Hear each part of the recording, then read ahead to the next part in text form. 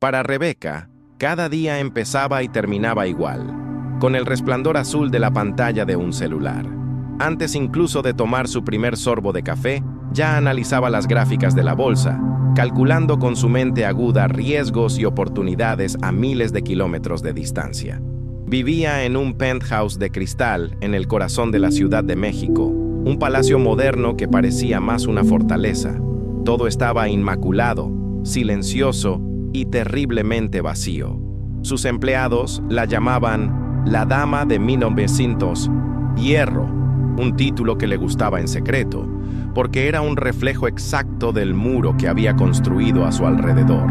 La riqueza era su armadura y los negocios su única pasión. Poco sabía que en ese día gris y común, una pequeña grieta aparecería en esa armadura, una grieta que lo cambiaría todo para siempre.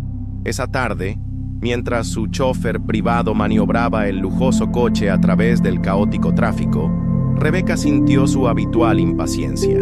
Una reunión importante la esperaba, y cada segundo que perdía significaba dinero que perdía. Fue entonces cuando, por pura casualidad, miró hacia la acera. Entre la multitud apresurada, una pequeña figura le llamó la atención. Una niña, de no más de 6 años, con la cara sucia y el pelo enredado, intentaba vender chicles a los peatones que apenas la notaban. Sin embargo, no fue la pobreza del lugar lo que paralizó a Rebeca. Fueron los ojos de la niña, grandes, marrones y con una chispa de desafío que conocía tan bien. Eran los ojos de Sofía, su mejor y única amiga, a quien la vida le había arrebatado años atrás. El coche que iba detrás de ella sonó la bocina, un sonido estridente que rompió el hechizo y devolvió a Rebeca a la fría y gris realidad. Su primer impulso, reflejo de años de autodisciplina, fue ignorarlo. «Es solo una coincidencia», gritó su mente lógica. Era imposible, una mala pasada que le jugaban el cansancio y el estrés. Tenía que cerrar una fusión multimillonaria en menos de 1 hora. No tenía tiempo para fantasmas del pasado. Sin embargo, mientras el coche avanzaba, la imagen de aquellos ojos no la abandonaba. Una vieja promesa, hecha en una noche estrellada cuando ella y Sofía no tenían más que sueños, resonaba en su mente con una claridad aterradora. «Si algo me pasa, cuida lo que más amo». Rebeca tragó saliva con dificultad. Esa promesa, sepultada bajo capas de éxito y resentimiento, ahora era desenterrada por un chico que vendía chicles, con el corazón latiendo desbocado, algo que no había sentido en años. Rebeca tomó la primera decisión completamente irracional de su vida adulta. «Detén el coche, da la vuelta», le ordenó al conductor, quien la miró por el retrovisor, confundido, pero obedeció sin rechistar. Salió del vehículo. El aire contaminado de la ciudad contrastaba con el ambiente purificado al que estaba acostumbrada. Sus zapatos caros parecían absurdamente inapropiados en la acera sucia. Rebeca se acercó a la chica, que la observaba con la desconfianza de un animal salvaje. Arrodillándose, un gesto que hizo protestar a su traje de diseñador, preguntó con la voz más suave que pudo: «¿Cómo te llamas?». La chica dio un paso atrás y respondió suavemente: «Luna». Rebeca respiró hondo. «Luna, ¿conoces a una mujer llamada Sofía?». Al oír el nombre de su madre, los ojos de Luna se llenaron de una tristeza que ninguna niña de 6 años debería conocer. Simplemente asintió con un tímido sí, un gesto que demolió las últimas defensas de Rebeca. La promesa, el rostro de Sofía, la realidad de aquella niña abandonada, todo la golpeó como una ola. Por primera vez en su vida, la millonaria Rebeca, la mujer que controlaba un imperio, se sintió completamente inútil y perdida. ¿Qué debía hacer? ¿Ofrecer dinero? ¿Llevar a la niña a casa como si fuera un objeto perdido? Su manual de vida no tenía capítulo para eso. Estaba paralizada, allí en la acera, con el corazón en un nudo, el mundo de los negocios pareciendo un universo distante e insignificante. El silencio entre ellas fue roto por una voz áspera y arrastrada. «¿Qué pasa?». Un hombre corpulento con la camisa manchada y un olor a alcohol acre salió de un callejón cercano. Agarró a Luna del brazo con fuerza, haciéndole una mueca de dolor. Sus ojitos ávidos recorrieron el traje de Rebeca, su lujoso coche y el reloj de su muñeca, haciendo un cálculo rápido y repugnante. Era Eduardo Martínez. Rebeca no necesitaba presentación. La crueldad en su rostro y la forma en que trataba a la niña eran su sello distintivo. Este era el hombre al que Sofía tanto temía, el error que le había costado la vida. Su mirada no era la de un padre preocupado, sino la de un propietario que había encontrado a un intruso en su terreno. La imagen de Luna encogiéndose bajo el toque de Eduardo fue como un detonante. La confusión de Rebeca se evaporó, reemplazada por una furia fría y cortante que no sabía que poseía. Se levantó, sacudiéndose el polvo del traje, y su rostro asumió la máscara de acero que intimidaba a presidentes de 1900, empresas y juntas directivas. Su voz al hablar no era fuerte, pero tenía una fuerza que hacía vibrar el aire. «Suéltala del brazo. Ahora». Eduardo rió, un sonido hueco y desagradable. «¿Y quién eres tú para darme órdenes? ¿La reina de Inglaterra? Es mi hija. Haré lo que quiera». Para demostrarlo, acercó a Luna, y la chica dejó escapar un gemido de dolor. En ese instante, Rebeca comprendió que este hombre no actuaba con base en la lógica ni la decencia. Solo entendía el lenguaje del poder y la dominación. Rebeca respiró hondo, obligándose a usar la única herramienta que siempre le había funcionado: el dinero. Era un atajo repugnante, pero la forma más rápida de garantizar la seguridad inmediata de la niña. La niña no se ve bien. Necesita un médico, comida, un lugar seguro donde dormir, dijo con voz firme y transaccional, como si estuviera negociando la compra de una nueva empresa. «Puedo proporcionarle todo eso. Puedo ayudar».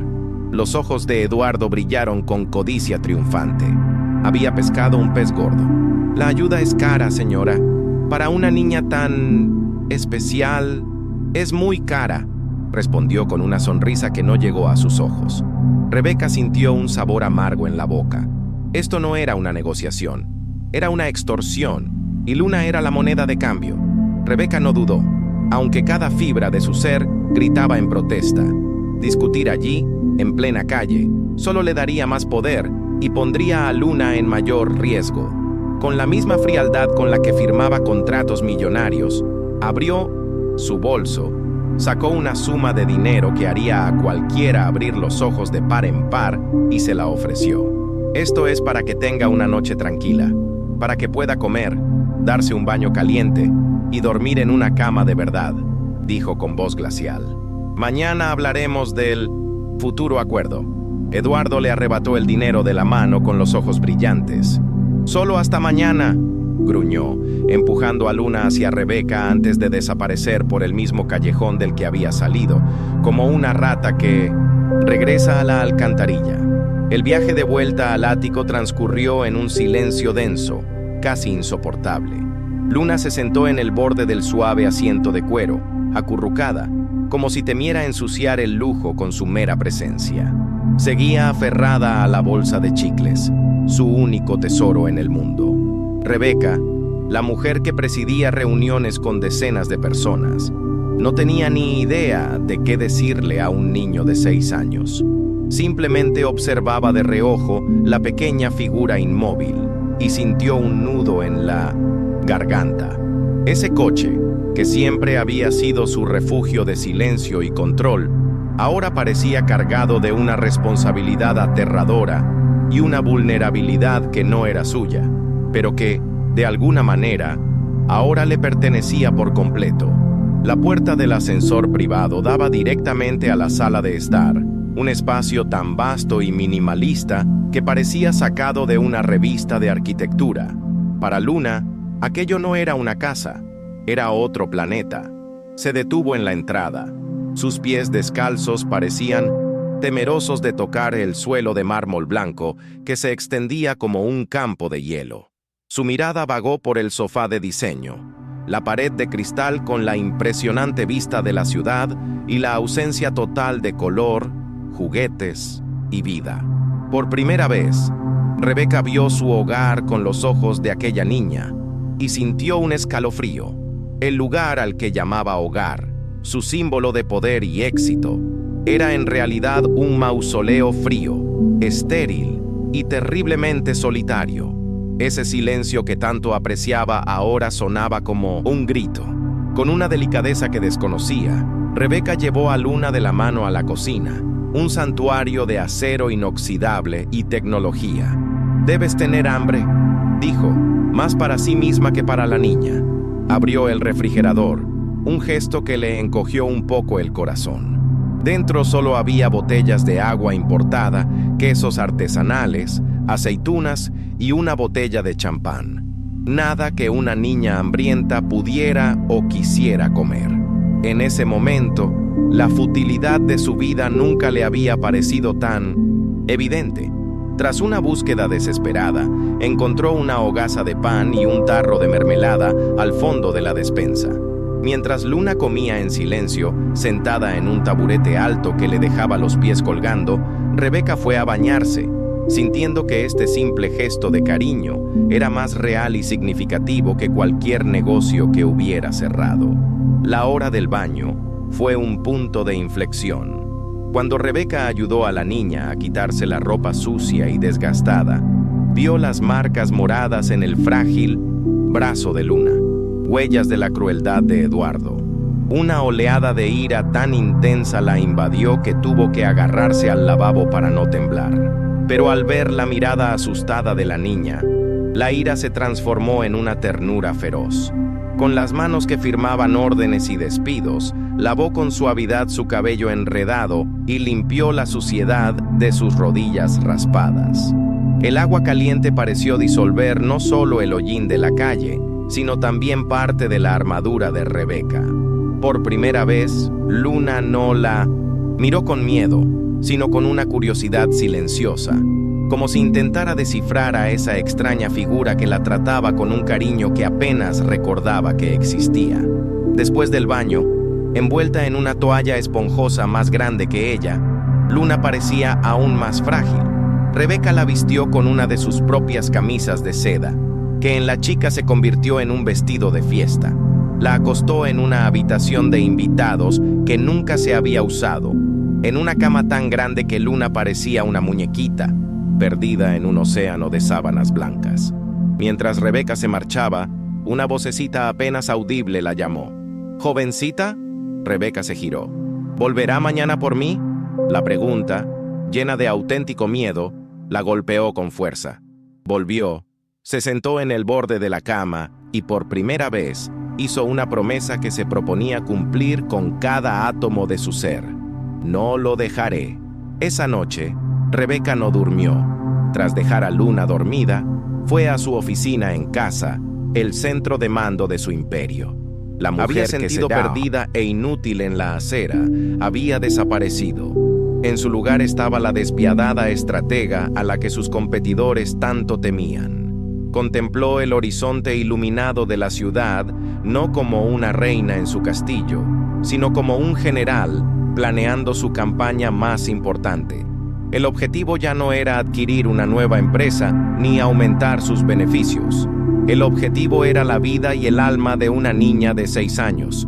Por primera vez, usaría todo su poder, toda su fortuna y toda su astucia, no para acumular más, sino para protegerla. El enemigo no era una junta directiva hostil, era un hombre despreciable llamado Eduardo Martínez. Sin importar la hora, hizo la primera llamada. Al otro lado de la línea se oía la voz soñolienta de Javier, su abogado, el mejor y más implacable abogado litigante corporativo del país. «Javier, despeja mi agenda para mañana», dijo sin preámbulos. «Quiero toda la información que puedas encontrar sobre un hombre llamado Eduardo Martínez. Pasado, presente, deudas, delitos menores, todo. Y prepárate para la batalla por la custodia más agresiva de tu carrera». Hubo un silencio de asombro al otro lado. «¿Batalla por la custodia? Rebeca, que yo sepa, ¿no tienes hijos?» Su respuesta fue inmediata y firme, cortando cualquier otra pregunta. «Ahora sí, y no me importa el precio. Simplemente hazlo realidad. A la mañana siguiente, una nueva realidad. Rebeca, quien normalmente estaría camino a una reunión de la junta directiva, estaba en la cocina, intentando torpemente preparar panqueques tras una búsqueda rápida en internet. El silencio de la casa no lo rompió la risa de un niño, sino el estridente timbre del teléfono. Era Javier. Su voz era urgente. Eduardo no había esperado. Al ver que no iba a conseguir más dinero fácil, acudió directamente a la prensa, al tabloide más sensacionalista. Se pintó como un padre pobre y afligido que luchaba por mantener a su única hija, a quien una empresaria rica y despiadada intentaba secuestrar por capricho. La guerra ya no era silenciosa. Eduardo acababa de disparar el primer tiro, y el objetivo era la reputación que Rebeca había dedicado toda su vida a labrarse. La furia de Rebeca fue inmediata, pero calculada. Sabía cómo funcionaba este juego sucio. Contrata al mejor equipo de relaciones públicas que se pueda comprar. Demándalo por difamación, le ordenó a Javier. Pero mientras su mente de directora general le daba órdenes, su corazón estaba en otra parte. Miró a Luna, que la observaba desde el escritorio, y comprendió que su palacio de cristal se había convertido en una jaula de oro, un blanco fácil. Necesitaba más que abogados. Volvió a coger el teléfono y llamó a la única persona que conocía su pasado y la verdadera historia de Sofía, su ama de llaves de toda la vida, Elena. Elena, te necesito. Su voz se apagó un segundo. Es la hija de Sofía. La encontré. Del otro lado, solo hubo una pausa y una cálida respuesta. Voy para allá. La llegada de Elena cambió el ambiente, de la casa al instante. No era solo una sirvienta, era un pilar de afecto y sentido común en la vida de Rebeca. Una mujer de mediana edad con una sonrisa cálida y manos que parecían hechas para consolar. Ignorando a Rebeca por un momento, se dirigió directamente a Luna. Se arrodilló y le dijo en un suave español: Hola, mi pequeña flor, soy Elena. Conocí a tu madre, ¿sabes? Era pura luz, igual que tú. A diferencia de Rebeca, Elena no ofrecía lujo, ofrecía calidez. Y Luna, por primera vez, respondió con una pequeña sonrisa, un capullo floreciendo entre el cemento. Rebeca observó la escena, sintiendo una oleada de alivio y una punzada de envidia por la tranquilidad maternal que no poseía. Primero, vamos a sacarlos de esta pecera, declaró Elena, tomando las riendas con silenciosa eficiencia.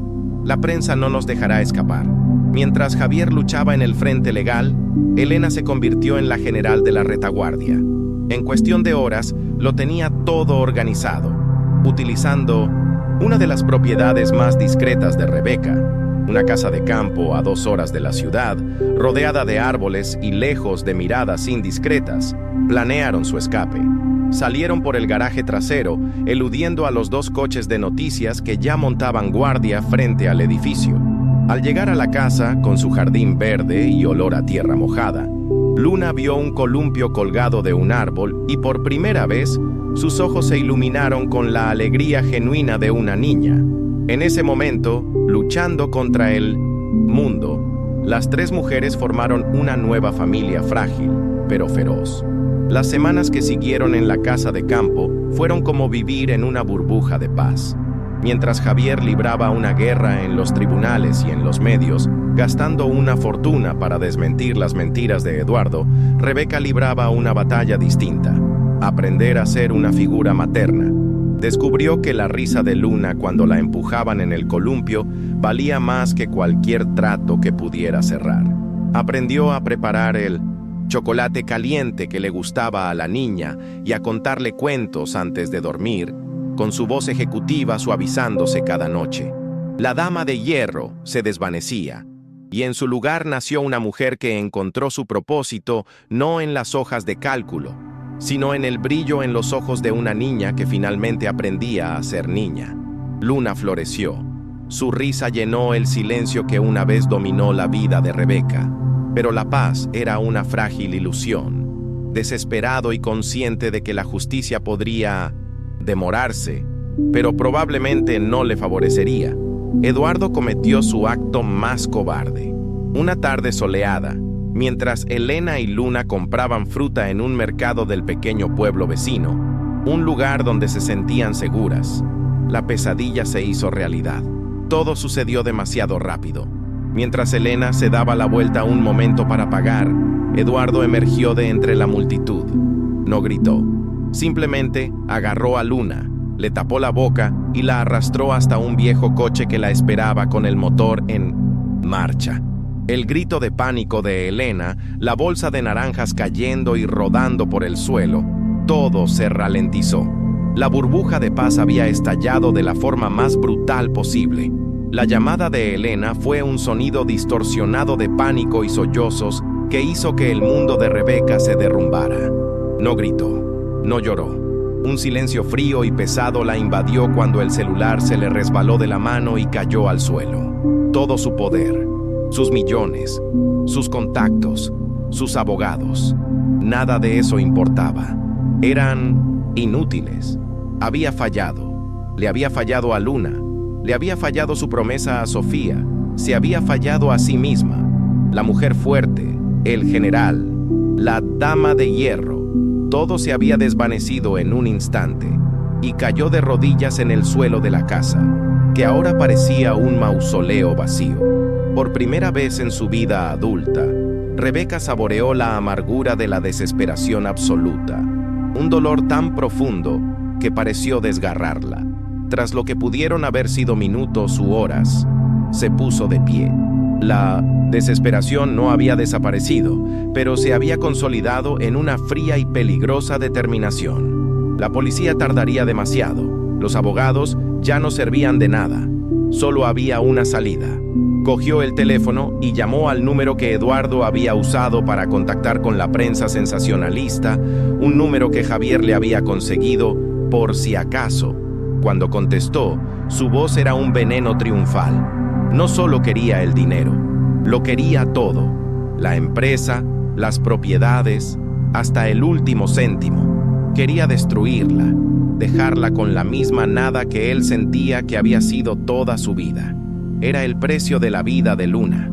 Sin una pizca de vacilación en su voz, Rebeca contestó el teléfono con una calma que la impactó incluso a ella misma.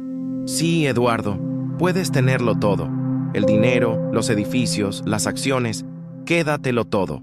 Para Eduardo, eso sonó a la rendición definitiva, a la victoria absoluta.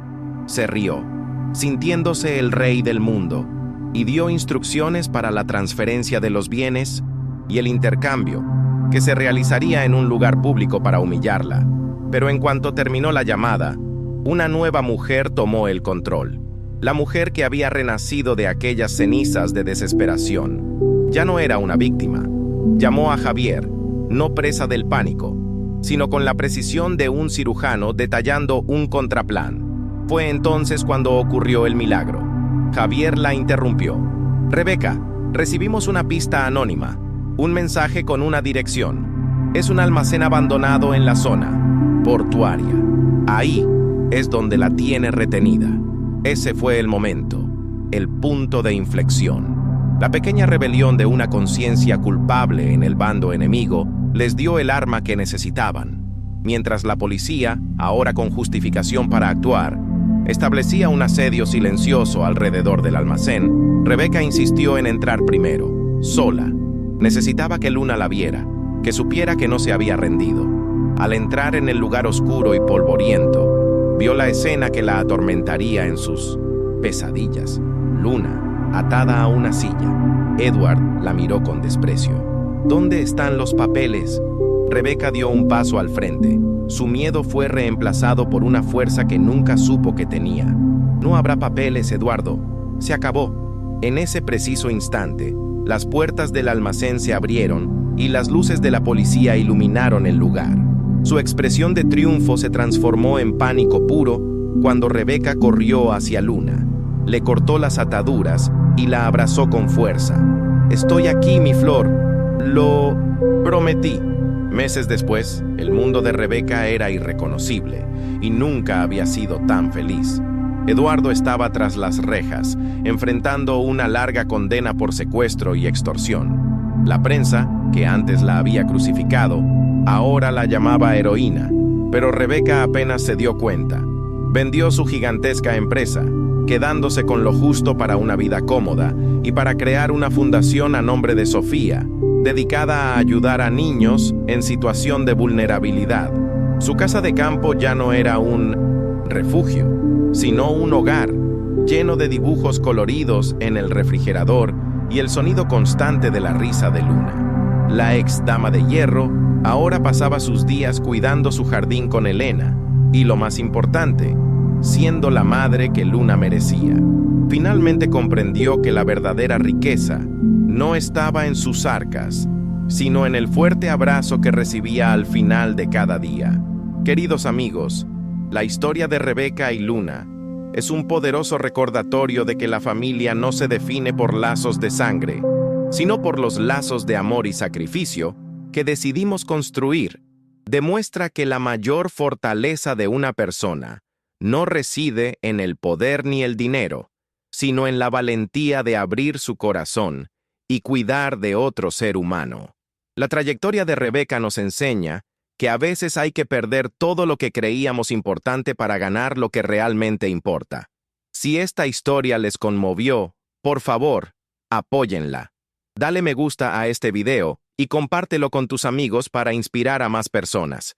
Y no olviden suscribirse al canal para ver más historias que nos recuerdan la increíble fuerza del espíritu humano.